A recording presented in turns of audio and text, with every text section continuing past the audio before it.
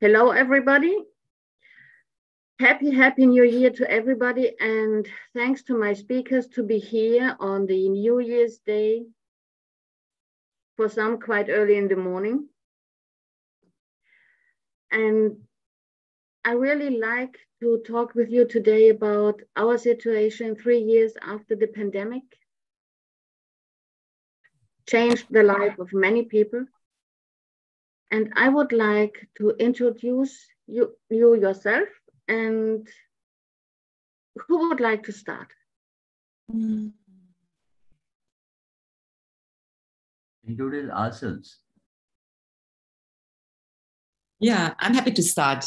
It's a beautiful early morning start here in Tobago. It's 5 o'clock. My name is Veronika, Danzer-La Fortune. I'm 48 years old now, and I moved here to Tobago in 2006. I'm actually born in South Germany in a very small town. And I am now living my childhood dream. I'm leading a foundation which rescues animals. We have rescued 17 horses so far, and many dogs and many cats. And we are employing specially abled adults and giving free therapy to specially abled children, adolescents and adults. Yeah, that is me. And you have beautiful lights in the background. Yes. The fairy lights, yes. It is still dark here, but while we are going on with our live stream, it's gonna light up. In about half an hour, we have sunrise. I'll introduce myself. Yeah, please.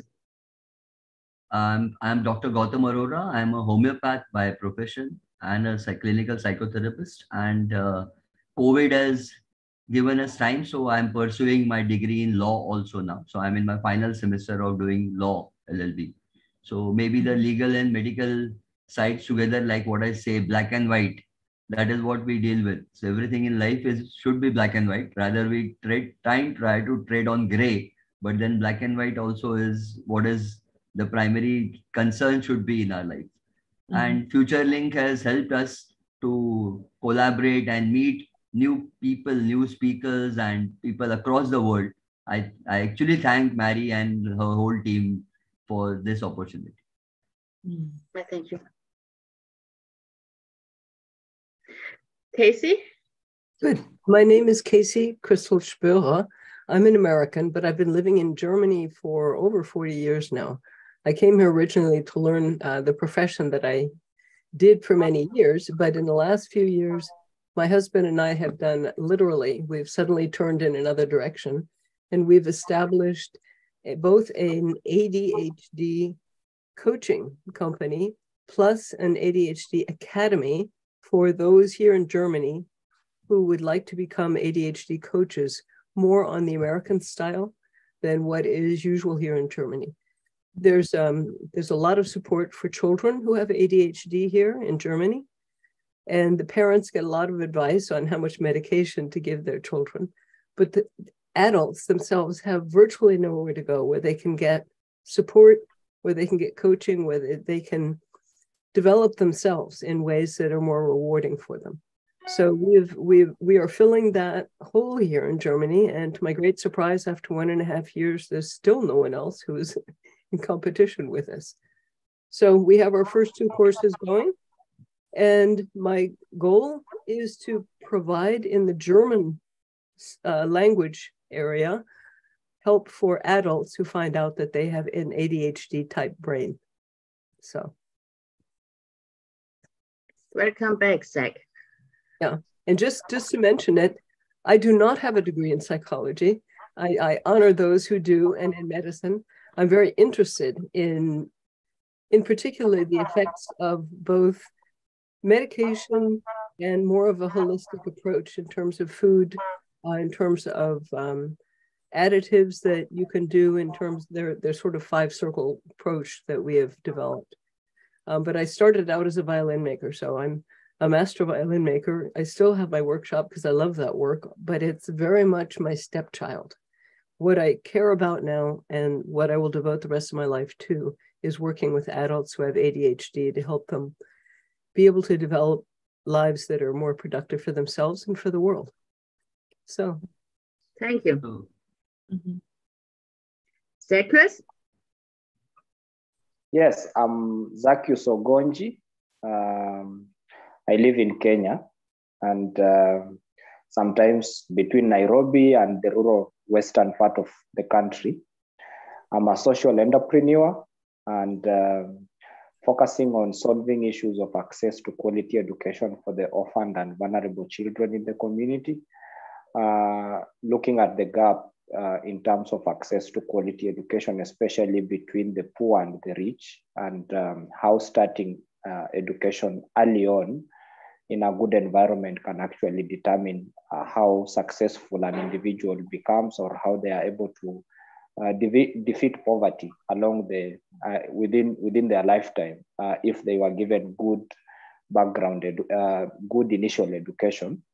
So I'm looking at how I can address the gaps that lead to children in poor families not to be able to start education in a better way, whether it is an issue of lack of resources, because from the work that we do, we agree that quality education is expensive and someone must pay for it somehow, somewhere. How can we make parents be able to pay for it? So we are building social enterprises that employ parents, give parents the skills, and we do a lot of sensitization and awareness that when you are empowered, the best way you can do is invest in your child's education. So I run different enterprises. I have a textile industry that employs parents and equips them with skills to make clothes. I also run community schools. I have about 3 of them that are serving 800 children. I also have Inua Village Saving and Credit Cooperative. It's a cooperative platform that brings together the parents and the communities that we work with to enable them save bit by bit and be able to have them access affordable credit in their own convenience. And lastly, because of the knowledge I have over the last 10 years working in the communities, I have a consultancy that trains other small groups on how they can be able to start their own social enterprises and run them successfully, be able to transform them into organizations that create change in the community, because that is what Africa needs. And that is what Kenya needs to overcome poverty that is very evident. Thank you. I'm glad to be here. And thank you, Marianne, for having me. Thank you, May I Zach. ask a question? Yeah. Is that all right? I would be very interested, as far as I've understood it, your focus is on establishing schools so that children can get an education. And are you also teaching the older students the concepts of social entrepreneurship, or does it have to do with their getting a complete, of course, education so that they can go into different fields? And do you do anything with adults? Thank you. Yes, thank you. We're actually looking at education on the entire spectrum, starting with early childhood education, where we build primary schools. And we have transitional scholarship for the youth. When they finish the primary education and they're going into secondary level education and college level education, we are able to facilitate them with the scholarship, working with the networks and friends and people we have. And once they transition, the enterprise we have created becomes the first place where they can learn how they can be able to create their own enterprises and be able to run them successfully. But we also focus on the adults, because the adults are the resource providers. They need to provide resources for the younger ones to be able to access quality education. And they don't have the necessary skills, they don't have the opportunities. So we try to create opportunities that do not really frustrate the adults, because the adults are not looking to go into long, complicated education systems. So the easier it is for them to acquire skills that can help them get income tomorrow or after 1 year or after 2 years. That is what we do to help them be able to fund and support the younger ones to access quality education. Brilliant. Thank you. Zach, what was the impact of the last 3 years on your schooling system? Oh, yes. COVID really shook things up, the COVID situation. We look at the 3 years as a period where things almost came to a standstill. And in the initial stages, I think when it was declared, the first case was declared in 2020 March in Kenya, there was a lot of uncertainty and people were not quite sure whether it is true or it's not true. And the things that followed, I think actually throughout the period, even when Europe and the rest of the world reported very, very high cases, the numbers remained relatively low in Kenya, in Africa. And people sort of, their life was moving on as normal because the governments in Africa had to struggle with balancing between livelihood and protecting people against COVID. Because a lot of the bigger percentage of the population are people who go out during the day to look for food or look for job to do. And then in the evening, they're able to have a meal on their table. So if you completely just impose a lockdown, they are going to die from hunger more than they are likely to die from the COVID itself. So the African government had really to take a lot of balance between livelihood and protecting people against COVID. And that really meant that life moved on a little bit as normal as possible. But what has really been affected in terms of education is the school got suspended. Like in Kenya, education got suspended for a year, almost 1 year. It means all the kids were not able to come to school. And when they resumed, the government was struggling with the possibility of catching up with the calendar that had been lost, the academic year that had been lost. So they sort of crashed the entire program into a 3-year transitional period where they said within 3 years, we should go back to where we were. So there has been a lot of pressure on learners and teachers because in a typical year, we will have 3 terms. But like last year in 2022 that we just finished, we had 4 terms, all squeezed in 12 months. So it meant the children had to only rest for a week. In some cases, they even closed school only for 5 days and then they were back to school. The teachers were really, really strained. The parents were struggling with paying school fees because school closes for 5 days. Then you have to pay school fees for the new term. And there was a lot of pressure, a lot of chaos. Everybody was feeling the pressure because they were trying to make sure that the time that was lost when school was not working in the year, it gets recovered within the short period. So we are glad that we are starting 2023 and the calendar has now gone back to normal. We now have 3 terms as usual, as it has always been. Parents will have a little bit more break to look for school fees. The kids will have a little bit more break from books, at least to focus on other social aspect of life. And the teachers will have some time to do research and think about what they are impacting in the children beyond just the pressure of finishing the curriculum. I think maybe the tension is going to go down a bit. And in countries like Uganda, where a school closed completely for 2 years, we have been looking at the situation. They didn't go to the system of Kenya because Kenya just came back. School reopened when COVID had not been fully contained, when the situation was not fully contained. But the government said, we look at the numbers, we are looking at the effect. We think this is something we can manage. We continue to manage COVID as schools continue to run. But in Uganda seemed to go for the other way, where they fully closed the schools until the situation of COVID was fully contained. So for 2 years, the kids were away. And when you are just looking at the numbers that are coming out of Uganda, the young girls, they have ended up now dropping out of schools. The young boys have ended up into riding motorbikes and doing border business.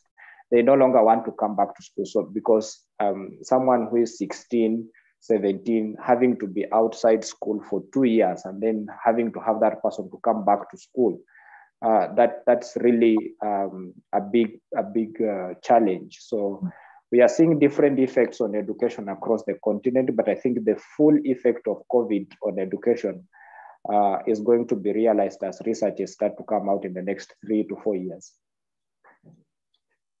Thank you. That was very interesting, especially in Uganda. I didn't know that they closed school completely. Neil, thank you for attending. Nice I do apologize. you I just couldn't get on, so I just couldn't reach in. So anyway, thank you for being patient. Yeah, and Zachuas, very, very interesting to hear what you're saying about the schools there in Uganda and so on, Kenya. It's extraordinary story. So thank you for giving us that update. Yeah. Neil, could you introduce yourself a bit and then maybe tell us something about Australia? Well, Neil Dugan, I'm a consciousness therapist and coach and counsellor working in Western Australia, and author of 7 books and very busy clinical practice.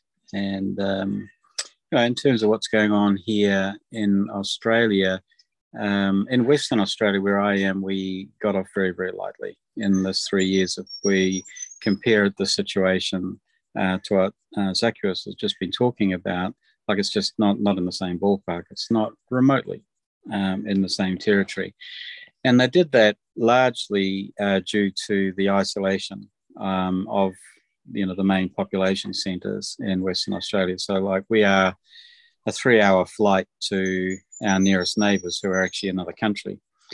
So if you're talking about flying from Perth to another Australian city, it's over 3 hours. And so, there was an opportunity to really manage borders and do all of that kind of thing throughout the time when there was, reasonable amount of infection going on the east coast of Australia. So some of the east coast cities like Melbourne, they had some pretty strong lockdown type of processes that they went through. But here, not so. It wasn't the case. The other things that are particularly noteworthy is the polarization in the society. So we've had this dramatic upswing in terms of what's actually been going on with the vaccinated, unvaccinated, so on and so forth. Like it's been off the chart and completely unexpected to most Australians. They we're not expecting this level of violence, internal violence to actually exist. And I still have patients to this day that come to me and they're talking about the trauma of being in an employment environment where they're being forced to be vaccinated and so on and so forth. So great majority of people obviously buckled down to the requirements that were coming in. For most of these people, they couldn't see any reason. There was almost no infection here. There was nothing that actually made it look like there was a problem. And yet, everybody was being forced into it, and tremendous resentment, that went on generally in Australia, but particularly here in Western Australia, where they still went through all of the, that type of mandating behaviours and so on and so forth. So that was the biggest issue. And as I say, to this day, I'm still getting people coming in, and the trauma is extraordinary. The fact that their rights have been taken away from them. There's absolutely no freedom anywhere. They're vilified. They're made out to be, the absolute pariahs in the situation. And all I can say is the trauma. It's unexpected in this culture. So we live in this place where, it's very wealthy. It's very easygoing. It's an easy climate. You can grow food easily. Everything about Australia. They call it the lucky country. Because of the the nature of the whole environment here, and yet when this thing has happened, it's given them such a shock, which in another country where there's lots and lots of stress and lots of trouble. I can see Gautam, here, and And, in India, it's much, much trickier. Like there's many, many things that make life a lot more difficult, a lot more challenging, or a lot more diverse at the very least. And being in Europe, the same thing. Like there's all the pressures of population, all of that type of thing. Here, not so. Absolutely not so. Almost the same size as the United States, almost as much fertile ground as the United States, and only 20 million people. So a lucky country.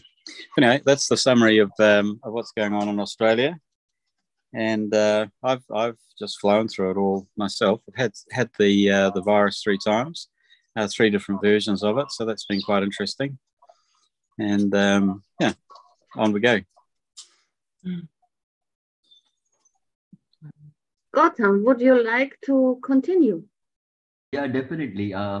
Actually, the point what Brother Neil just mentioned, that the trauma which the people went through, actually it could be defined as 2 things that we were looking into.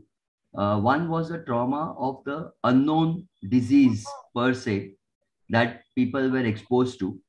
And the second, the trauma, or it was the resentment that people were forced to take up vaccines, which any logical mind knew was not a well-proved medicine, but actually a trial which was being conducted on us as human beings. So the vaccine trials, which were going on around the world and which are still going around, had a logical mind thinking whether we are being exposed to medicines or whether only our anxiety is being catered to by giving something which is claimed to be a super medicine for this unknown virus.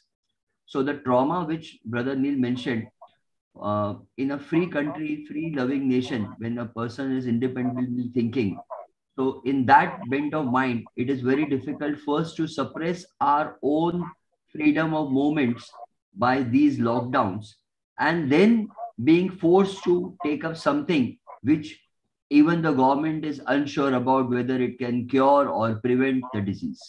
So that was a double whammy of sorts, wherein the person's economical slowdown has taken place, nation's economical slowdown has taken place, financial insecurity is looming around in the background, plus we are being forced to do or indulge into things which a logical mind doesn't seem to approve of. Now, this being apart, when we come down to the actual topic about post-COVID, what is our situation? So politics, I leave because I am not an authority to talk about politics. Medical background, if you took into, we are looking into a phase now wherein, at least in India, I can say that people are into self-medication and people are running towards antibiotics with anything that they come up with. Maybe it is still the fear of the COVID lurks around, or maybe people or the consumers or the patients don't have time to spend their time on natural ways of curing. During COVID, everybody or across the world, we have seen that alternative medicines have contributed to the fact of immunity boosters. Now, after COVID being passed off, there are so many natural, spurious, fake immunity boosters coming up in the market, and people are flocking towards these products. Definitely, a pharma role is at hand because pharma companies are, maybe we can say, which is the parallel economy which is running is only due to the pharma company, which we have seen during COVID and post-COVID also now, because they are manipulating the market and the medical profession and the patient's psyche and the mind also. During COVID, people have resorted or people have indulged into a lot of exercises, natural ways of healing, relaxing. So most of the stress-induced diseases like psoriasis, like hypertension, like diabetes have come into a stage of self-limitation. So because these were the conditions what we term as psychosomatic disorders, and these conditions showed a lot of relief because people were not exposed to a stress. Maybe I'm talking about 2020 to end of 2020, wherein people were enjoying this break, which was thrusted upon them. In 2021, the insecurity started because many business majors gave their employees the pink slip. Many businesses shut down, but also people got an opportunity into a lot of new businesses where they were not used to. New businesses, I mean by uh, food outlets opened up, food delivery chains were developed. Like we can talk about so many things, so many companies in our country set in new businesses, like we can say gloves, mask, all these equipments which have been thrusted upon us in COVID. So economy wise, I can say pros and cons both are there, but medicine wise, there are now people are being exposed to self medication. We now, when we talk about drug resistant diseases, so therefore people now go into more heavier antibiotics, they with self medication, or they just go to walk into a pharmacy. In our country, you can just take drugs over the counter, whatever government tries to impose, but still over the counter drugs are available. So people walk to a pharmacy, not consulting a doctor, not going to a physician, and then they go into a state of drug resistant diseases, which is difficult to cure, which is difficult to even diagnose because of suppression of symptoms. And that is what goes into a more poorer quotient, medical quotient of a person, and then definitely of the state or the country. So this has to be, people have to be made aware that don't go for self-medication, don't have rampant use of antibiotics, don't keep on changing the antibiotics. Here the consumer, which the medical person, the patient himself or herself also is a fault, because their patience level has decreased. So if in 2 days the patient is not relieved of his symptoms, he again walks back to the doctor and says that this medicine is not helping. And doctor is left with no choice but to over medicate and change the line of medication to some new drug, which is again an experiment per se. So this is how the conditions worsen rather than curing. So definitely the government has to look into more of programs wherein we have to educate the patients by telling them about the use of natural terms of medicines or remedies, or even say regular exercises or meditation camps to look into the physical and mental well-being of a person. That was very interesting. Yeah, Definitely. Thank you. May I ask a question? Yes, ma'am. Thank you. Dr. Gautam, is it such that you have developed through natural products, of course, let's say a medication system with the products that you approve of that can help people stay healthy? So is the focus in India, and I'm sorry, I don't know, is the focus Definitely on preventing illness or on curing it? In the US, it's just symptoms. Yes, ma'am, when we look into diseases, 80% of diseases we say that it origins on the mind. Like as a homeopath, or when we talk about homeopathy or a disease per se, we say that a person is indisposed or a person is at a state of unwell being where the symptoms are seen and expressed as a disease. So if we regulate the mode of life, the regimen of the person who is living, and he is exposed to a healthier state of affairs, then these symptoms cease to exist. So when we talk about symptoms, the labeling of a disease is different. Presence of symptoms is different. And if you take absence of symptoms as cure, then definitely it is absence of disease. If you don't have a symptom, like for example, a nasal coryza or a discharge or a sneezing, so the allopath labels it to be rhinitis, allergic rhinitis, or rhinitis induced due to pollen. Like US people are exposed to pollen, a lot of pollen. So when we talk about rhinitis induced due to pollen or due to some allergy, but it is actually a symptom of the nose wherein there is discharge and sneezing. So when we look into the overall well-being of a patient, of a person, and if the overall well-being is improved upon, then these symptoms cease to exist. So that is where the natural cure comes into play, which the world has seen in the form of simple turmeric. Turmeric, honey, all these natural products can help the person to relieve this tendency to catch cold. Thank you. I understand the holistic approach to health, and it's something that in the work that I do now with the adults who have ADHD, who have a brain that functions differently, that this is the direction that we are focusing on, because the concept of what you were saying, if the body itself is functioning the way it should be, then the symptoms of ADHD will be lessened. Right. So I agree with you 100%. I think I've been influenced by the fact that in my country, now I'm speaking of America, not Germany. Germany. We had this person who was at that time the president of our country, who was denying COVID, who was saying, oh, masks are not important. Yes. Vaccination is not important, whether you are pro or contra vaccination. He was saying, it doesn't matter. It's not bad. And in my country, millions of people died because of that, because they were not, they trusted someone who said that doing nothing is fine.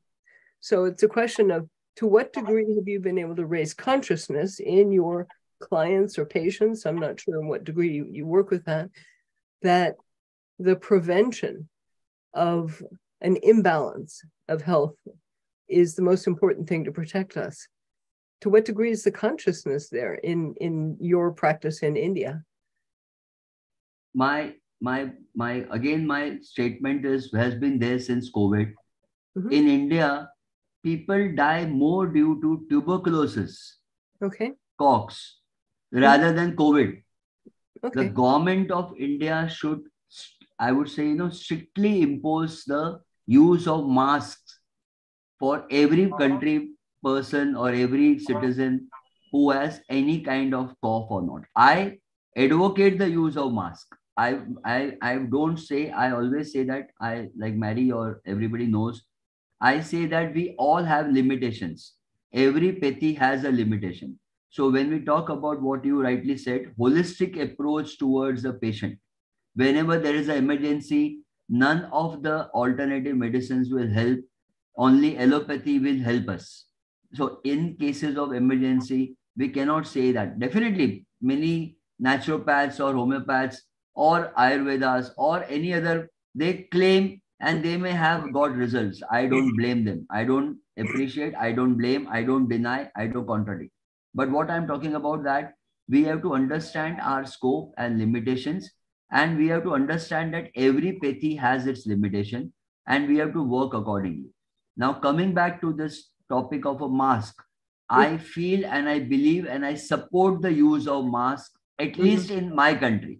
Because again, I go back to, in India, more people have died and still die every year from tuberculosis, for which a oral route is how it spreads from a cough or a mucus or a sneezing, which people are still not aware of.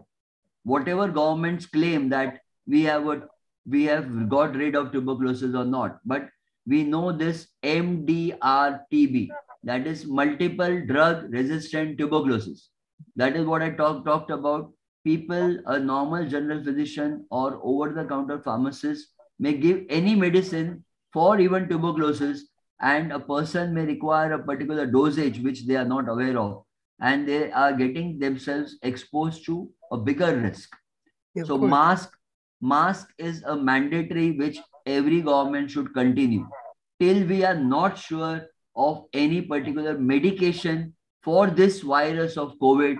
We have to still continue, and otherwise also for our personal health and well-being, we have to use a mask, at least when we are going into a crowded place, or if we are going to an environment which is covered, like a party or a get-together, which have a lot of people accumulating in a smaller place, which is not open, not having exposure to open air, but a closed small place with a lot of people, we have to use our masks.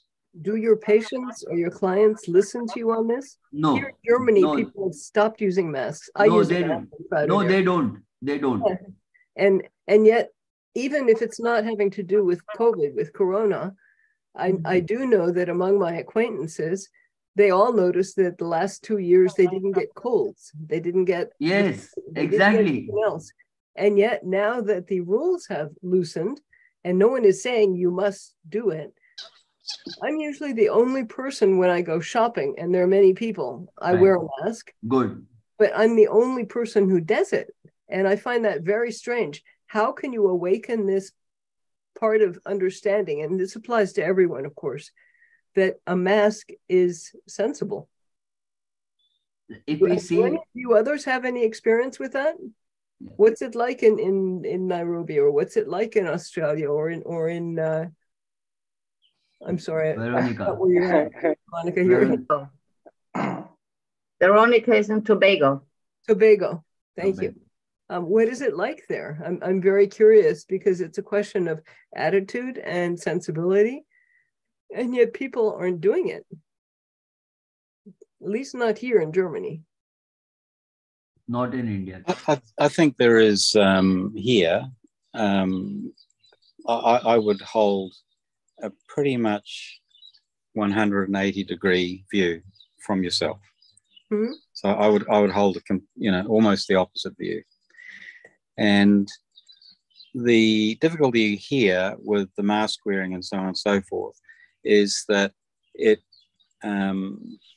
there was no overload of the medical facilities, and people were always going to catch the COVID. Yeah. So once, in the recent times, there's almost nobody in Australia who now hasn't had the COVID, whether they've been vaccinated or not. Vaccinations have made no difference at all to transmissibility, and they've made zero difference to the intensity of the disease. So the vaccinations have been completely useless. And the mask wearing has ended up... Sorry?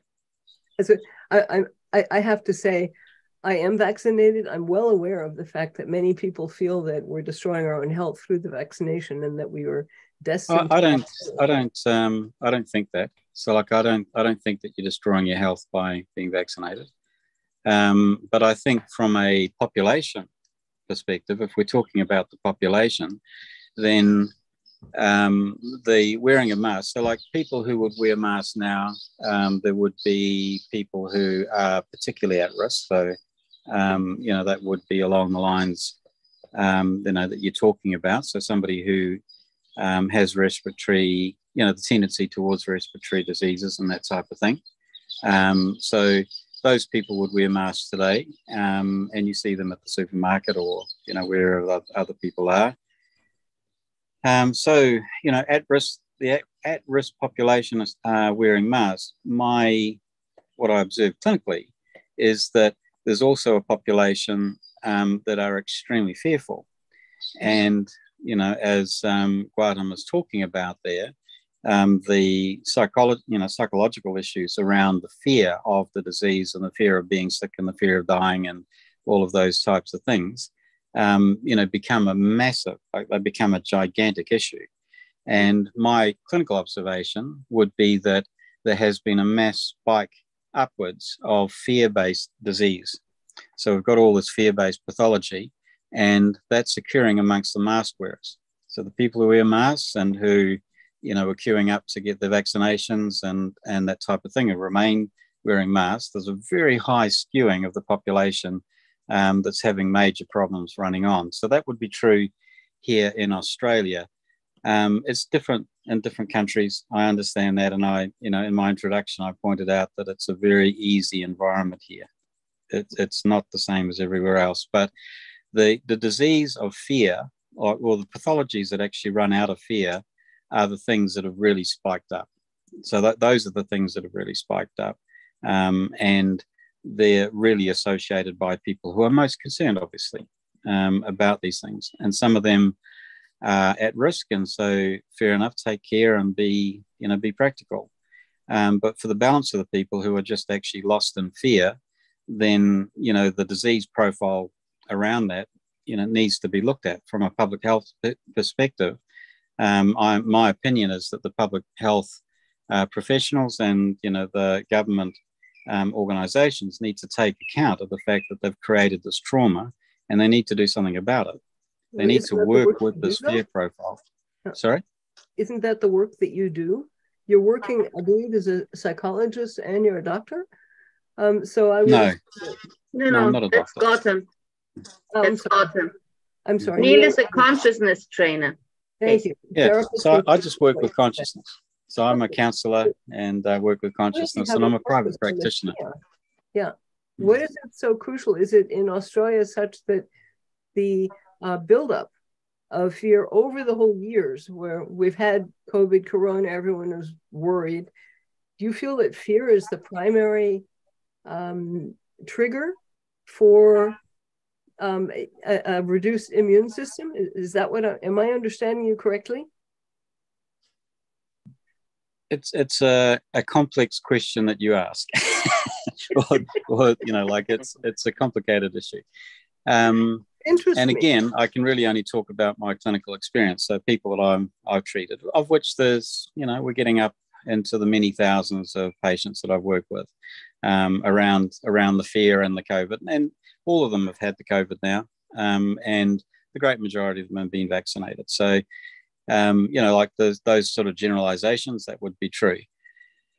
The pathologies of fear, the actual consciousness sitting in the virus. Now, this is my opinion, okay? We're not talking about science now. This is my opinion. So my opinion is that the consciousness of the virus is about behave, submit, do what you're told, fall down in front of our power, or fight us. So that is the consciousness of the virus itself. So all viruses carry a message. And one of the main things that I would do with anybody with any kind of virus is actually interpret what the message of the virus is. It's easy with this coronavirus because it's so popular, and it's so, you know, there's so much of it around the place that you can actually identify the powerful messaging actually of the virus. So like that's literally the consciousness of the virus is submit before my power or fight me. These are your choices. And clearly in my counseling work, I get people to jump out of this duality. So I get them to work away from the duality, which is drawing them into the need to either fight, which is a small section of the population who are fighting, and the balance of the population who are submitting, who are wanting to fall down before the power of the virus and the, you know, everything, the whole thing, like it's a gigantic machine that's connected with all of that consciousness. The vaccines themselves actually have quite independent consciousnesses, so you can actually identify them. Each vaccine is quite different from one from the other, but they all echo in on the main theme, which is you will submit, you will bow down before me. And so that's an incredibly important element, but they are all different. So sorry, I see you sticking your hand up there, Gautam, and I do apologize, but it's a strong situation. I would like to put into this, like even if we take up vaccines, now I don't take up the medical aspect of the vaccine. I take up the psychological aspect of the vaccine. Yeah. For a layman, anything which the government approves of for the benefit of a patient or a citizen. So even if it's a placebo which is being injected into us, we have faith in our governments whom we say that it will work for the benefit of us. And when a worldwide consensus is maintained about a particular product, when all vaccines were given, some vaccines were given approval in some nations, some approval were given to other nations. Maybe that would be a particular nation's particular policy. But all vaccines were given approval by worldwide population, worldwide leaders, worldwide medical specialists. So when a common man is being exposed to this vaccine, now we talk about the consciousness and immunity, the two topics that we were dealing here with. Your question, ma'am, was immunity related. Brother Neil's explanation was psychological or consciousness related. So when we talk about both of the factors, both of the factors are given a boost by this vaccine, which is per se a product where the government has decided to allay, ameliorate, cure, relieve, or prevent a disease. So a person is happy that a vaccine is taken, a booster dose is taken. So I will not suffer from intensification of the disease. The person also knows, the patient also knows that he may have the disease, but the symptoms may be lesser intensity. The intensity of the symptoms will be less. We have not seen more deaths dying due to only COVID. We have seen comorbidities, people who have comorbidities like diabetes or blood pressure or certain other diseases. Wherein I go back to Brother Neil's patient per se, who is consciously aware that he is suffering from a disease which cannot be cured. But with Brother Neil's treatment or the approach to the patient is that the sufferings are relieved and the quality of life is improved. Instead of a patient waiting for the death to come, he actually enjoys his life, whatever he is there with him. So that consciousness or that awareness is maintained. When the consciousness and awareness is improved, then the consciousness of the virus, what he spoke, gives or submits to that greater confidence of a patient, wherein the patient is now aware that I can live happily for the rest of so many years. Now, this is what is termed in medical practice as immunity. When a person is going through a stress environment, the doctors or the medical practitioners tell them, don't take stress, go for a holiday, enjoy your life, and your immunity will improve. A same person, when he or she is in the city and we indulge into, say, milk or lactose, we say that there are lactose intolerance patients. You must, in ADHD, ma'am, you must be coming across people where are stopped to don't take preservatives, don't take milk products, because that is what increases the ADHD. At least in our country, we have a certain set of people who talk about these things, aggravate the conditions of ADHD. But the same person, when they go out of town or on a holiday, then even if they indulge into these things, they don't have any symptoms because mentally that person is relieved. So this is what we talk about consciousness, improved state of consciousness will definitely give a rise into a better immunity. Now, my question to Veronica, ma'am, is this that, ma'am, Veronica, are you there? Yes. Yeah. My question was, have you seen any behavior changes pre-COVID, COVID and post-COVID in animals that you have rescued or animal behavior per se? Pets, actually pets, when they were not allowed to go out for walks or during lockdown, pets and their owners were not allowed to go for walks and regular, way, the routine, what they were used to, parks, pets, walks, everything. And post-COVID, after the lockdown open, any change of behavior is seen? I'm sorry, it was just something human beings we have dealt with, but I would definitely love to know about pets. Of course, pets suffer when they're not being walked, and for me, the best medicine is for, I'm always start by myself. If I don't go out for walks and if I don't eat healthy and if I don't socialize in a natural way, that I then suffer, and I always put myself in the animal's place, and that's what we teach. I also saw a big change in the now prior COVID in the specially able children and adults. They did suffer a lot throughout lockdown because they have not been able anymore to socialize, especially able children and adults. Most of them have a problem in online schooling. They need to be able to express themselves in different ways. So particularly in our organization, in our farm, we weren't able anymore to welcome the schools, which at one side gave us a break. After 10 years going, throughout the week,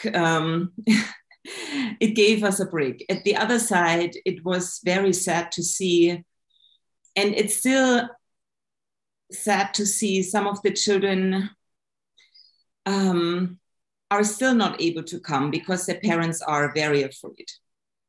And one very important point is that we always look at the parents, because most of their parents are still afraid to send them out. Okay. So, like, back to your question, the children, the adults, the animals suffer if they are kept in a kennel, you know. Right. And I think India and Tobago, we have a lot of Indian people living here. 40% of the populations are Indian. It's called, Trinidad and Tobago is called the West Indies. Animal care is still a problem, and this is another mission and vision of ours. You know, put yourself in animals' place, because most dogs are living on a 4-foot chain. Cats are no pets. Horses are only being raised, and after the race, they're being thrown away. So we integrate that into combining it with human wellness. So we offer basically humans a beautiful experience with the animals out in nature. We developed our own form of therapy. It's called equine nature therapy. Okay. So during lockdown, we offered the frontline workers free programs where they walked the horses onto the beach, and then they went into the water with the horses. And most frontline workers, talking about nurses, doctors, policemen, are very afraid of horses because they didn't grow up around horses. They only see them in movies or on the racetrack. And it became quite popular. So we didn't have enough horses. And then they also started to, walk with our dogs behind. It was a beautiful community movement then. And people are still calling us and say, do you still have the free frontline workshops going on? Because we would actually like to enjoy that. Right. And back to your question again, yes, for me, the best medicine is to walk out in nature. And then everything is becoming again in balance. Yeah. I also wanted to say that the government here forced everybody who works for the government to be vaccinated.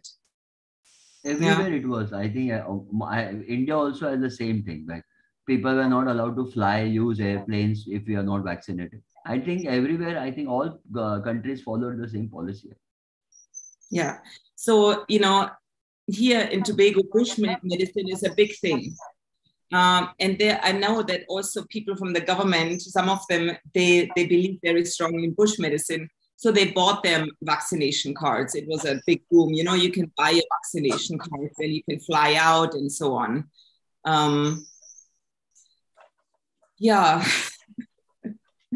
very interesting. I didn't have COVID. I live very natural.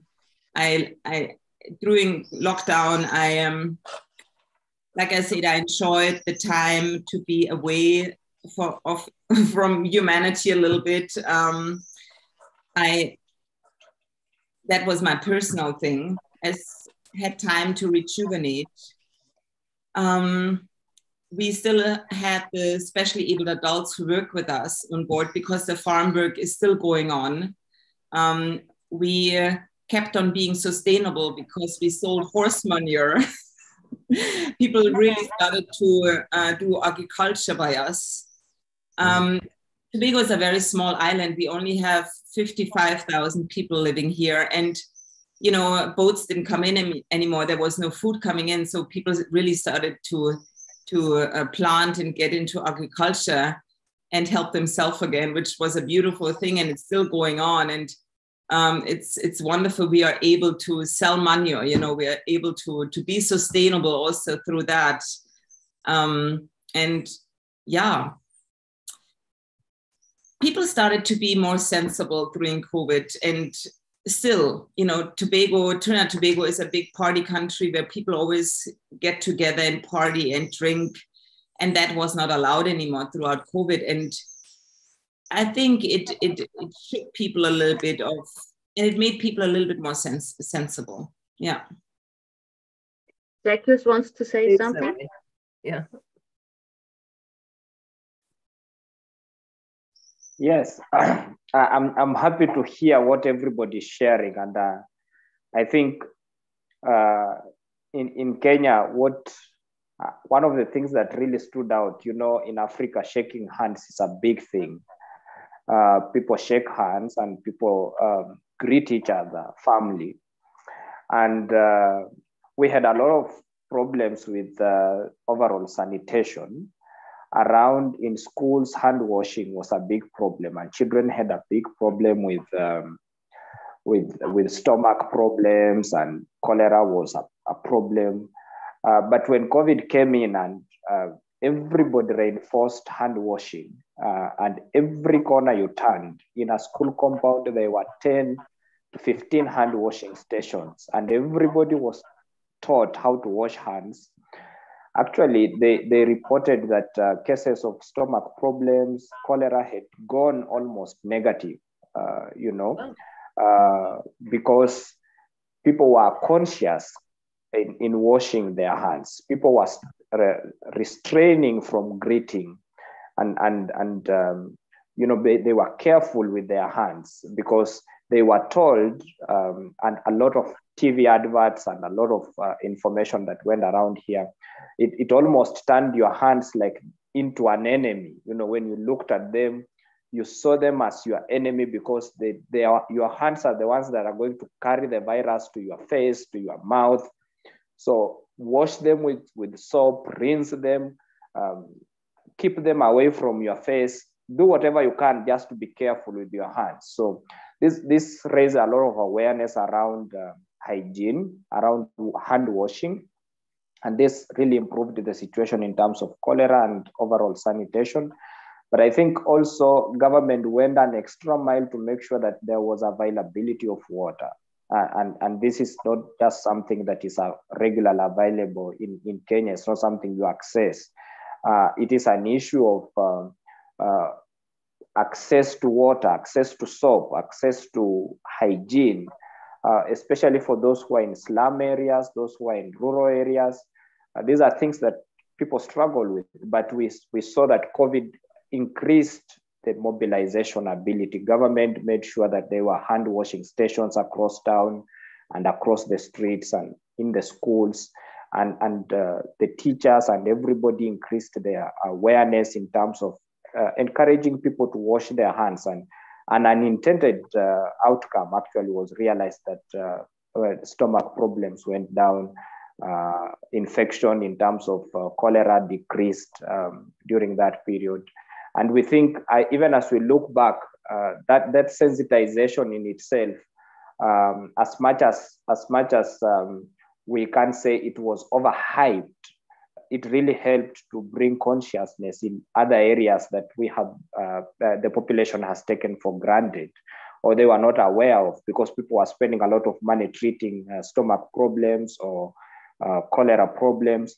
But with this simple act of regularly washing your hands, we saw that this was brought under control. On the issue of mask, really, it is an issue of economic well-being or economic situation in the country. And masks defines, in our society, masks defines who can afford and who cannot afford. Our societies exist in duality. There is a clear population that is poor, and there is a population that has access to resources. And you will see that during COVID, masks were distributed by government, and government and other non-profit organizations organized and structured campaigns that those who are in the poor segments will get these resources for free. And there was a lot of funding for that. But now that COVID is behind us, nobody is thinking to fund them anymore. Nobody is thinking to provide those essential things like masks, hand washing stations, the things that were available freely because every resource was going to it. They are no longer available. So as much as people would like to continue to wear masks, they have to bargain whether they will buy a kilo of flour to cook for the kids or buy masks for the 5 children they are having. So you find they end up in a place where food is better than masks, so they just buy food.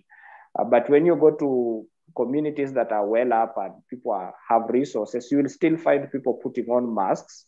They are conscious that it's more about their health, but of course, they are also not dealing with basic needs. They have their food sorted out, they have access to water, they have access to the resources, they need the basic for survival. So for them, masks is really not something they bargain about. But if you go in the society where there is a lot of poverty, a lot of struggle, a mask is a choice.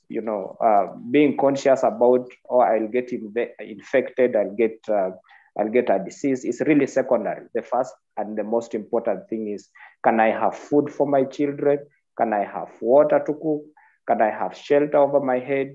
That's what is occupying people's minds. So at this time, if you are not offering free masks and helping them to use them, making them available, and you insist that people buy, it's like asking them to choose between vegetable and mask. And obviously they choose what helps them survive. So this is what we are seeing here. And the story of COVID, you can maybe hear it once in a month if you are in a good community.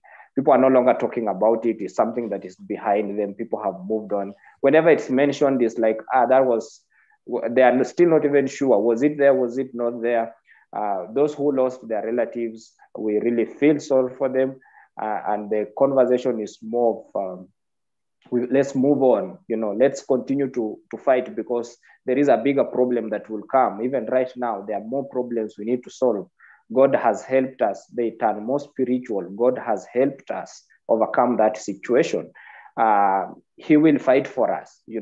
People believe it was a spiritual power that we went through that. And I think it is something that is shared across Africa.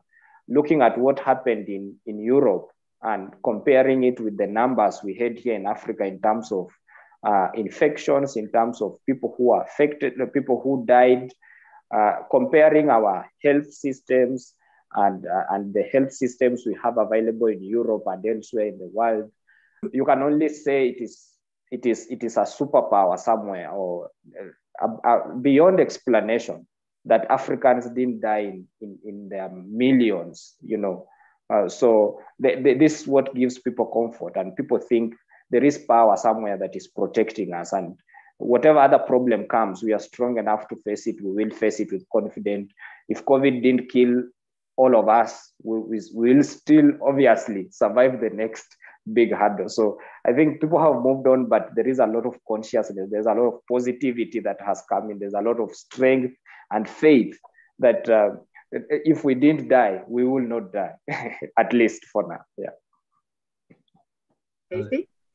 Thank you. Kacy, you wanted to say something? Yeah, I just want to say that was very interesting for me that you see a positive result through the influence of COVID in your country in terms of basic hygiene. And I'm aware of the fact that water is an issue, but it's also, cultural. If you haven't had water for many generations, you don't understand why it might be important. And I'd like to, if possible, just turn our attitude a bit more. Where do we go from here? We've been talking about the effects of COVID and Corona on our populations, but I'd like to hear a bit of where we're taking it now. What's important now? The situation in Kenya, you have quite a lot to work with. From what you were saying, the government no longer supports the masks or the hand washing, and people will forget. They always do. And the question is, how can you continue holding this level of information and this consciousness high? In India, also, you've got a situation where many people are unsure about what to do and how to hold it. And I'm very aware, Dr. Gautam does, that you put your focus on let's say, alternative medical interventions. And in Australia, Neil, your total focus is on fear, which is very interesting to me because there's so many things that could happen. And Veronica, I love your mission. I'm an animal freak in that sense. I love animals, and I find it awful how humans deal with the issues. But I think your program of having people who didn't have connection to them, moving on. I hope you can keep this up. The question for me is, what are we going to do Now we know where we are. What are we going to do for the future? Where is our focus? So just open question to whoever would like to talk. I'm very future oriented. Thank you. I'll take this opportunity. As an individual practitioner, it is our duty to keep on educating our patients, whomever we come across, whether it is our family, whether it is our friends or society or our patients, that the basic thing, like what Brother Zach mentioned, the sanitization process should be continued. We have to educate, we have to keep on educating our patients, maybe in the form of play cards or a poster in our clinic or wherever we are, that please continue the basic three things that were mentioned during COVID: mask, sanitization, and social distancing. These three things are to be kept forever. Now, we are not looking into only COVID, but if we are looking into any kind of communicable diseases, this is how we have to keep on preventing the further population that comes into place. We are not looking into, like we always said, that the big plague was 100 years back and now this COVID has come in. No, but we have to look at consciousness up. How do you people think about awareness, educating the ignorant minds. We have to keep on making them aware that this has to stay, whether it is the mask, social distancing, or sanitization. That has to stay. That will not only prevent COVID-like situation, but majority of the illnesses can be prevented by these three things. So our duty as a person, we cannot leave everything to the government. We cannot leave everything to the WHO. It is our duty, and maybe our colleagues, once we say that, maybe, and then we can just push into this concept on our primary level into our colleagues around us who are the medical professionals or social workers or NGOs, any such thing. We have to keep on spreading the message that please continue to educate your people, people coming into your centers, your institutes, your schools or colleges, that these three things are here to stay if we are looking in a healthier future generations or healthier generations forever. So these three things have to be taught, to be continued to practice. This is what I feel. Okay, so we're talking about it's truly a raising of consciousness and of information. In Kenya, you have schools. So that means that hygiene has to be taught. That means that they have to understand that health is an integrated process of many, many things. How do you manage that with children who really aren't interested in it, with parents who say, how do we educate people? I mean, with the coaching that we do, we are in process of educating people also on this more holistic, multidimensional level, that what they eat, what they do, what they think affects how their brain works. Everything has to do with brain health. Yeah. Because everything we experience is here and in our body, because our brain is distributed throughout our body. And that's a basic consciousness that most people don't have. So it's an integrative process of how do we do this? I mean, Veronica, you work with people who are coming in from the health industry who don't know about horses or want to be with dogs, because it helps the human spirit. We all have this need to be connected. How do we educate people so that they can take the lessons from COVID, the lessons from Corona, and from having been 3 years of essentially in lockdown, and to keep that consciousness up without scaring people? Neil, what you said about fear, I understand that. But how do you get people to remember all this stuff?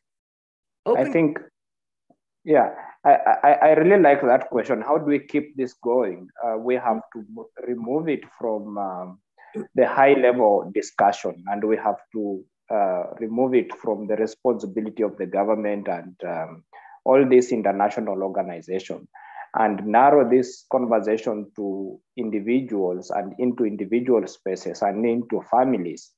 And we must consciously start to look at cultures that hindered adoption of some of these methods that were used that proved to be very, very effective. If, for example, there was resistance to use of mask, there was resistance to hand washing because of cultural bearing or because of economic bearing, we need to focus on those and continue to eliminate them. And in some way, yes, and in some way, for example, in a school environment where in our school, we do not have to carry away the hand washing station and take it away, paint it as useless. We need actually to decorate it more. We need to invite more kids to come to wash their hands. If you go across the schools now, you will find the hand station is broken. The hand washing station is broken. It doesn't have water. The soap is not there. All those things that were there during COVID have sort of been abandoned. And I think the message that is being communicated is these were meant for COVID, and now COVID is gone. They are no longer needed. They are no longer useful. During COVID, a water tanker will come into the community every 2 hours, to bring water, clean water for the people. I think the organizations and the people who are doing that should not stop, because then what that means is we were bringing because of COVID, not because it's the good thing that a human being should have. So I think we need to have a conversation that some of those things needs to continue to be done and even to be improved, and to remain the permanent picture and permanent features of our space, of our environment, of our existence. That even as we grow the children should grow knowing and seeing that a hand washing station is almost as fixed as a television. Because if you go in any house, you will find they have a television on the wall and everybody knows that's a television. Maybe they should see a hand washing station as a television they see every day, and know that as you watch a television, you also wash your hands, and that needs to be communicated. But there was a lot of creativity. They took cans and they made a hole in it, and it was very creative. It did not require a lot of resources. We need to continue to simplify the ideas around hand washing, make it more affordable, make it something that is available, that they don't need to spend the entire earning to get it. The masks. Having money, having people who finance these kinds of programs. Yes. I imagine that's a difficult thing. I mean, we're both talking about prevention. In your country, hand washing is crucial. In India, the mask wearing is crucial. Neil, if the population is what it is, what you say, then you probably don't have to worry about either one of those things. And also, in different cultures, hand washing is just a given. But you're trying to prevent things, but we have to have money that's going to do it. How are we focusing on getting support for doing this? I just wanted to conclude with one point before I allow Neil to speak something. The other important aspect is, since we have realized that lack of resources is a big problem, we need to continue to invest in the families. That if there is a problem in future, those who are not able to afford this time round can be able to afford to pay for the basic things that they need, that they don't have to be forced to choose whether to buy medicine or to buy food. That is work that needs to continue, and we need to focus that we build the resilience in communities, in families, for individuals to be able to buy and to be able to have ability to spend on things that are really, really critical when time matters. Thank you. Yeah. I was just going to say that, a very wealthy country like Australia, and particularly Western Australia, where I am, as I say, lucky country, and yet children, even though there is plenty of access to washing their hands and, maintaining sanitation and so on, it's common for children to leave the bathroom and not wash their hands. So they walk past the hand washing station and don't take advantage of the opportunity. So to answer your question, there needs to be an ongoing education initiative really around what are the practical steps that we can take for whatever the disease profile is that we're dealing with. So, as Dr. Gautam was talking about at the beginning there, that all of these diseases fundamentally are psychological. So whether the type of disease thing that you're going to get and all that type of thing, then you need to be able to educate people around that. That's a practical thing. So it's a practical thing that we can work with people around. If you've got an enteric disease, you don't want to be spreading it to your friends. So therefore, wash your hands after you've been to the bathroom. It's just practical. Like this is a practical thing that people can do.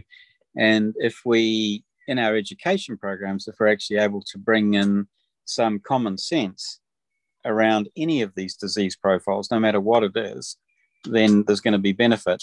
And, you know, what Zachuas was talking about there, that they had a window of opportunity actually presented to them around, you know, this, an attempt to try and actually prevent a viral spread. And look at the benefit. The benefit of all of these enteric diseases were so much better. And like I'd love hearing that, Zachuas. It's just an absolutely wonderful story.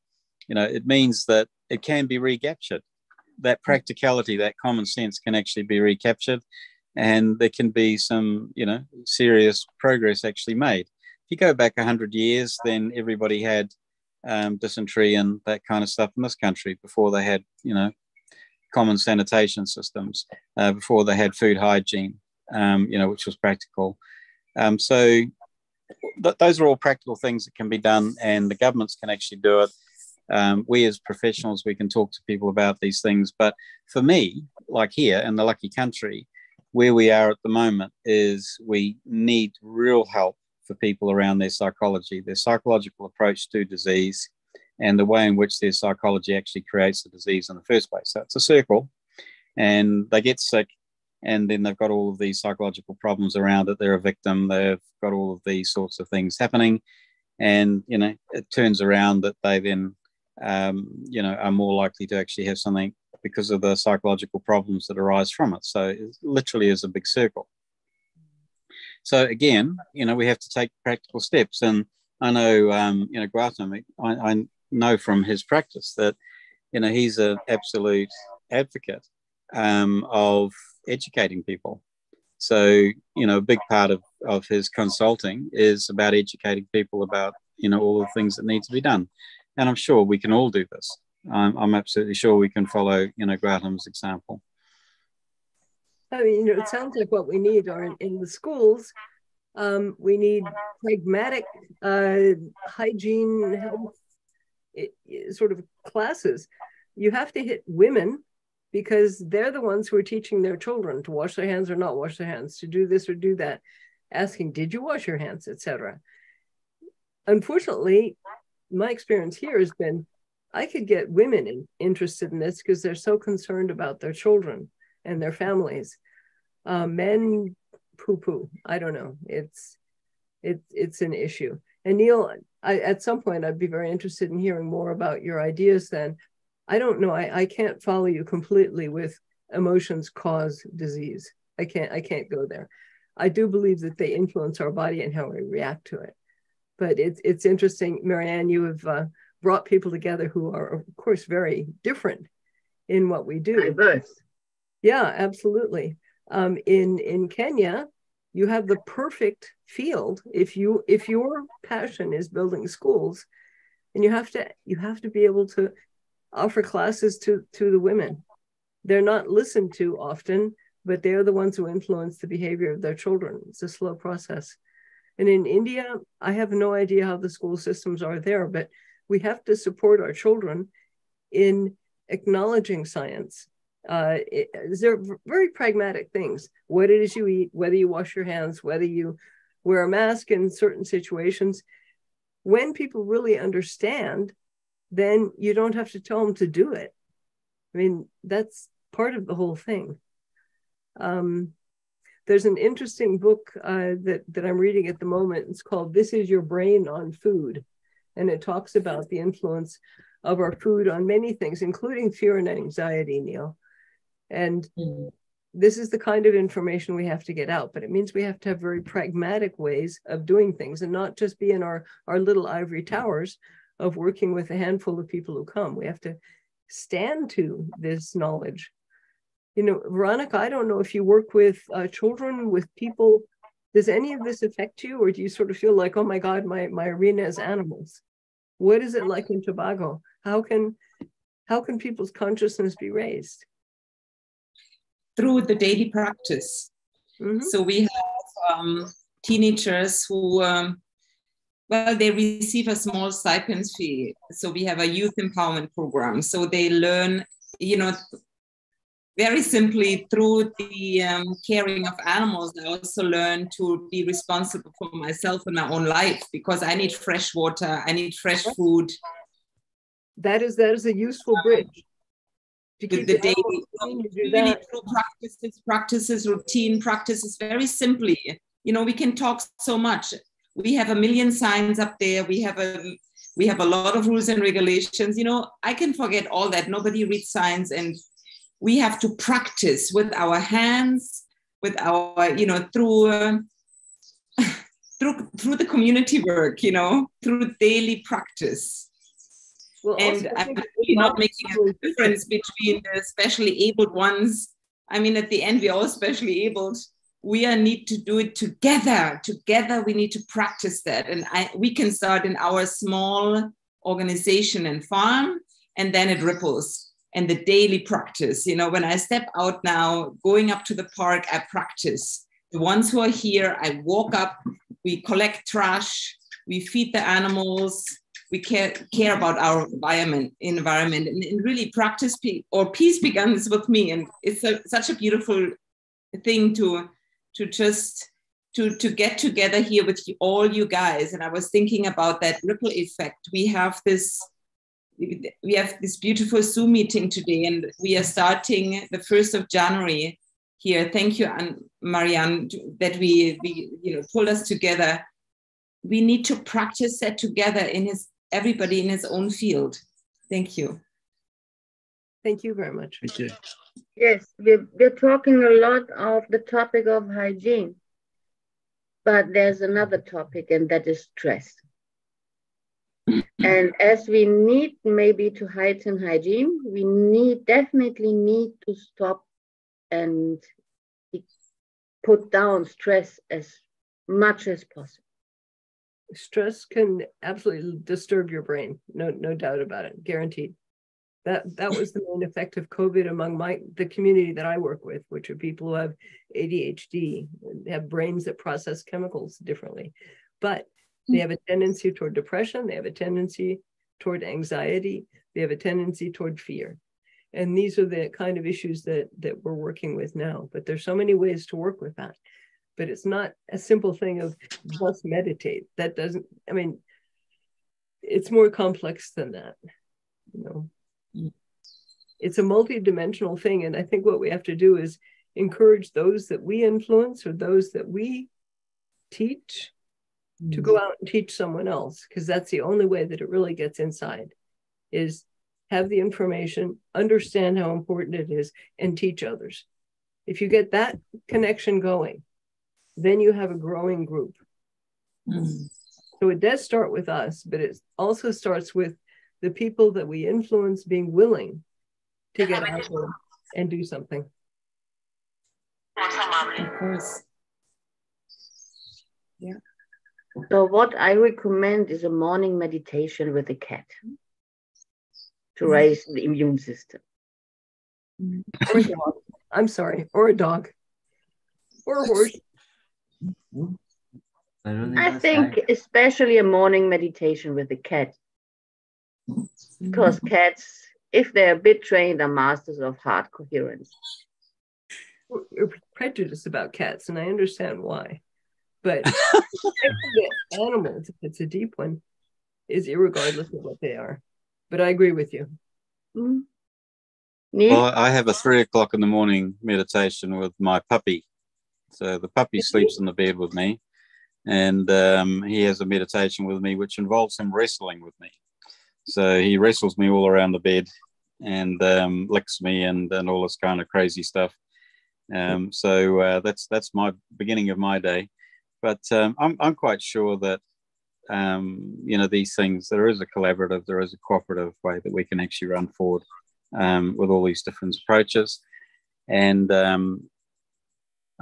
it's a great privilege to actually hear, you know, what's going on in this project in Tobago, what Zach's up to, what, you know, Gautam is up to, everybody, like what you're all up to. Like, it's fantastic, you know, what you're doing there with the ADHD and those things. It's really, really good. It's really good work. And it's so encouraging and so interesting that everybody has got this understanding about nature, about what's coming in from the environment and how important that is actually in terms of the well-being of the individual. So thank you. In fact, when Brother Neil mentioned last time when we spoke about the consciousness of the virus, that is what led me thinking towards it. When again what he mentioned today, the topic of the state of mind of the virus, what it is actually going through.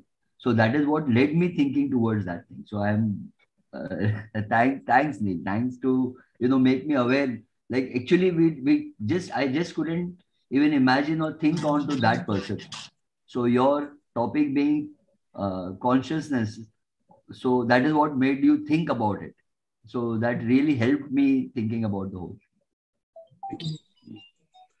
Thank you.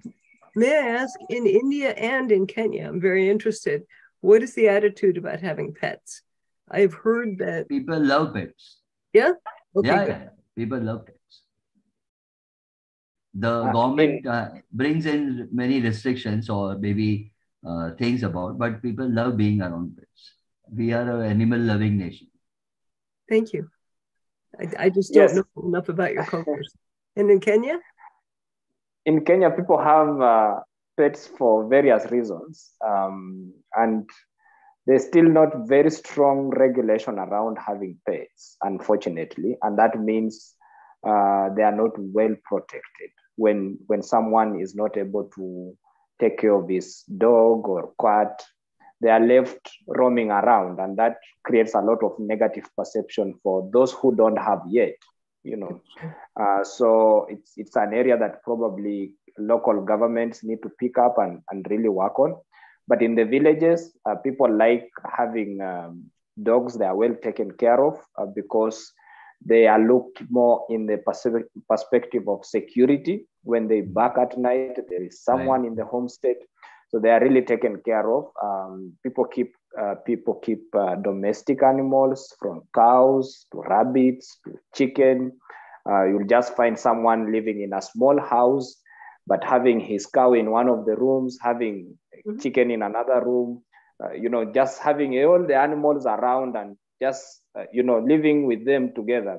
Of course, there's an aspect of security that when they live in a separate place, someone will steal them. So he will prefer that he sleeps with them in the same house. Of course, that's how it is. And in the villages, in the rural areas, life is still very much natural, and everything that just exists on a farm with its own space to walk around, its own space to do whatever it wants to do. And then all of us will gather in the evening in the house to sleep and then start the new day again. Okay. It sounds like you need someone like Veronica in your country. Yeah. Veronica is really doing a great job, definitely, with regards to animals and ADHD and behavioral therapy for adults also. Definitely working around with pets. We have pet cafes in India now booming up. So people who don't have pets, who cannot keep pets because of small places. See, there are many restrictions as to keeping pets. There are many residential premises where pets are not encouraged. But then there are definitely such cafes or parks wherein pets are being brought in, or stray dogs also being brought in, and children are exposed to these animals.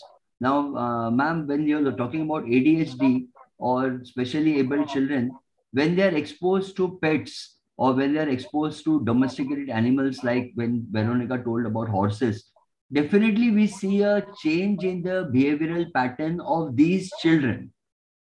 See, the feeling of being appreciated and accepted. So the animals are the first to respond to appreciation or acceptance by just cuddling on their neck or the nape. So they immediately respond by wagging their tails. So when we're talking about the specially able children, when they are exposed to pets, at first they may feel threatened, but by nature dogs are very loving. So you just pet even a pit bull, so you will just see him wagging around you, and not, they are very possessive about their own masters and human beings. So when we talk about a person who is, say, visually handicapped, so visually handicapped are always associated, if you get them associated with the dogs, So the dog, that pet would really guide and protect their master. So when Brother Zach mentioned about dogs giving protection to the households, it is not only the household, but to the individual child. The specially able child is also well protected by the same pet. So we have, and government of India has created such places, what Brother Zach mentioned, that government is not done in their country, but definitely in India, we have these places wherein sick, diseased animals are kept and government looks after them.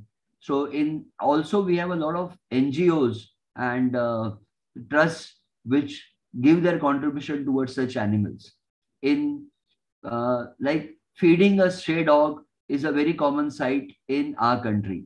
Feeding a stray cow is a very common sight in our country. So maybe it is a superstition which is associated with that, feeding a stray dog or a cow, that our sins will be washed off, or maybe our ancestors will be happy if we feed pigeons or if we feed stray dogs. So whatever be the reason, but at least the benefit is of these animals. So whether superstition leads to it or whether awareness leads to it, it hardly makes a difference when the purpose is solved.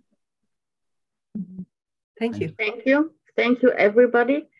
I saw Zachuas needs to go, so I would ask everybody for their last comment, things you want to leave for our listeners. Zach, may you begin so that you can leave? I think we have spoke a lot and we've learned a lot from each other. I hope our listeners have also benefited from watching and learning from different experiences from different parts of the world, how we are living on post-COVID. I wish all our listeners well. Happy New Year. I know you have great plans. And I know if you work hard towards them, you are going to realize those goals. To fellow panelists and all of us who have discussed today's topic, I'm very grateful to have had an opportunity to listen to you. It's always a wonderful opportunity to meet and discuss with Neil. And Dr. Gautam, thank you very much. And today I met Kacy and Veronica.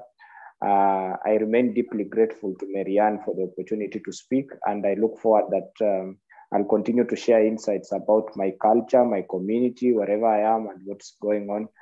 And just continue to learn from the rest of you. Thank you very much. Thank you, Zach. Thank you. Thank you. Who wants to continue? I'll continue. Thank you, Marianne. Thank you to each of you. I would like to continue to share. I first of all would like to also say that I wrote a book. It's called In der Ferne scheint das Glück. It's a German book, so it's right now only available for people who speak German. What's the name? In der Ferne scheint das Glück. In der Ferne scheint das Glück. And then I also would like to share, we have a house, it's a 2-bedroom house, in case you like to, in case you know somebody who would like to have an experience for us, who comes from, any field, who helps us in our organization. We have an exchange. I will also send in our NGO's homepage. We always benefit from people from away who also like to give their time and energy. And then I would like to wish everybody love and light and peace for whatever you're doing, and you're all doing great things. And thanks again, Marianne, for connecting us. Absolutely. Absolutely. Thank you. I posted your website already. Great. Thank you. Who wants? I'd like to wish everybody well running forward as well. It's, these are uncertain times, and, being able to fish out the opportunities that can lead us into the bright future, is really magnificent. And I know that all of our panelists, everybody's going to do the best that they possibly can, but again, this is a practical thing, like we're talking about, is that, what is it that I can do today to actually move towards a, condition of thriving? And uncertain times lead to, opportunities which wouldn't be available, in more steady times. So, we can take the advantage and we can move forward positively. So I'd like to just thank everybody. It's been a great conversation, and I value all of your opinions. Thank you very much. Thank you, Neil. Okay, then I will speak next. It has been a real pleasure to hear of how you all from different countries, different cultures, different thinking patterns are willing to share those ideas. And once again, I'm a very pragmatic person, so I'm always thinking about, we have these wonderful values, these wonderful hopes for how we can influence the areas that we live in. And it really does have to do with being pragmatic and seeing, what can you do today? What can you do that one person hears about this? The fact that in Kenya that you're building schools, amazing. Veronica, the fact that you are organizing groups of people who are not used to animals because it's healing, that's wonderful. And Neil, the work that you do, is tying together people in Australia, because I know you do online work, probably like Marianne. And the attitudes that we have about life do affect our health. I agree with you there. A couple of things where I would want to talk with you more about it. And in India, that was fascinating for me. I know that Marianne has immense respect for the direction of thought that the Indian medicine has. And I'm delighted that we've been able to share things here. And Marianne, I'm very grateful to you that I could be part of it. And also just to mention it, Marianne also has a house for people who come and help her there, where you can have a time out, where you can enjoy the sunsets, and where you can play with cats. So it's a plug for what she's doing, and a plug also for you, Veronica. I think it's wonderful when volunteers come. Once again, it's pragmatic. People are doing things, and as long as we keep doing things and influence one person after another in a more positive fashion about living life and about their health and about their mental health, I think we will always have a world that has more light in it. So thank you all. I just want to thank all of you and thank Marianne for such a wonderful opportunity, and looking forward to much more individual chats, because then we'll be able to shed more light, because ADHD is a topic what actually we didn't deal with it today. I was looking forward to 7% of everybody who's born. 7%. No. In That's India, what, yeah. In Kenya, in South Africa, in Australia, everywhere. So I think individual session with you, ma'am, would be a welcome for this whole group. So when you can talk about and when you can help us to understand into your approach towards ADHD, that will help us to understand a better perspective. Maybe what we have still not thought about. So Mary, if I can just request you on behalf of all the speakers that please, if you can have an individual session with ma'am here, so that we can look into this ADHD, because they're just growing up more and more across the world. Absolutely. Previously the diagnostic aids were not there in many of the countries, and the score values were not looked into. Whether people were not confirmed with it is ADHD, people were talking about borderline Asperger's, people were talking about many other so-called complexities which were not actually demarcated into only ADHD. So, ma'am, if you can just talk into your next session on a private one-to-one basis, it would be helpful to understand ADHD in a better perspective. Yes, we can do that. Thank you all. Thank you. Thank you, Gautam. Thank you, all speakers. And I hope we will have a year now for recovery and healing, because we all need it. So have a wonderful 2023, and we will meet again soon. Thank you. Thank you, everybody. Thank you. Yeah.